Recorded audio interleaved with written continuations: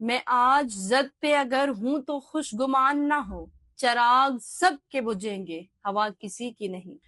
ظلم کے خلاف جتنی دیر سے اٹھو گے اتنی بڑی قربانی دینی پڑے گی، امام حسین علیہ السلام کا یہ فرمان۔ میں کئی دنوں سے دیکھ رہی ہوں کہ سندھ میں ظلم، زیادتیاں، جبر کا شکار عورتوں کے کیسز جو ہیں وہ رپورٹ ہو رہے ہیں۔ یہ تو کچھ ایسے کیسز ہیں جو رپورٹ ہو رہے ہیں، اس میں سینکڑوں کیسز جو کہ رپورٹ نہیں ہوتے۔ میرے والد، دادا اور چچا کے قتل کیس کے فیصلے کے بعد سندھ میں جیسے سرداری نظام کو ایک ہتھی مل چکی ہے، سرداری نظام کو ایک موٹیویشن مل چکی ہے، ایک طاقت مل چکی ہے، ایک پاور مل چکا ہے کہ سندھ میں عورتوں کو آنر کلنگ کے نام پہ، کاروکاری کے نام پر قتل کیا جا رہا ہے، جس میں آپ سب گواہ ہیں۔ چمائلہ چانڈیو، روبینہ چانڈیو اور دو جتوئی برادری کی ماں بیٹی جن کو قتل کیا گیا، جن کا بھی واقعہ اس طرح سے تھا کہ لڑکی کی ماں رشتہ دینے کے لیے راضی تھی مگر ان کو قتل کر دیا گیا کہ ان کو حق نہیں ہے اپنی زندگی کا فیصلہ کرنے کا۔ اور اس میں پھر آخر یہی ہوگا کہ سردار وڈیرے بیچ میں آئیں گے اور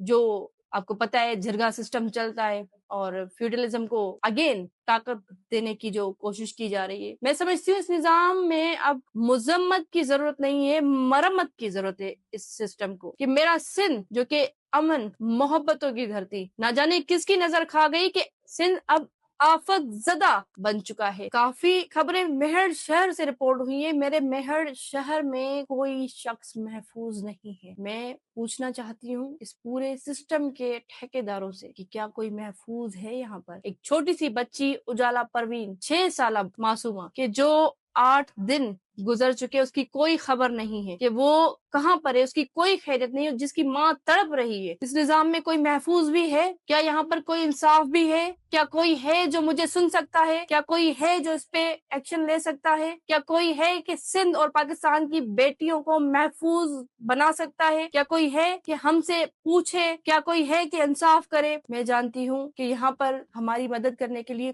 کوئی نہیں آئے گا، مگر میں نہیں سمجھتی کہ آج سندھ کی بیٹیوں کے اس آواز پر کوئی لبیک کہے گا۔ آج وہ غیرت باقی نہیں ہے کہ کوئی بھی حکمران اٹھ کے بولے کہ میں سندھ کی بیٹیوں کے لیے حاضر ہوں اور میں ان غم، ان تکلیف، ان مشکلات سے سندھ کی بچیوں کو، سندھ کی بیٹیوں کو آزاد کراؤں۔ میں نہیں سمجھتی کہ کسی میں اتنی اخلاقی جرت اور غیرت باقی ہے۔ اگر ہے تو سندھ کی بیٹیاں، سندھ کی بچیاں انصاف کے لیے منتظر ہے، آپ کی آواز کے لیے منتظر ہے۔ شکریہ۔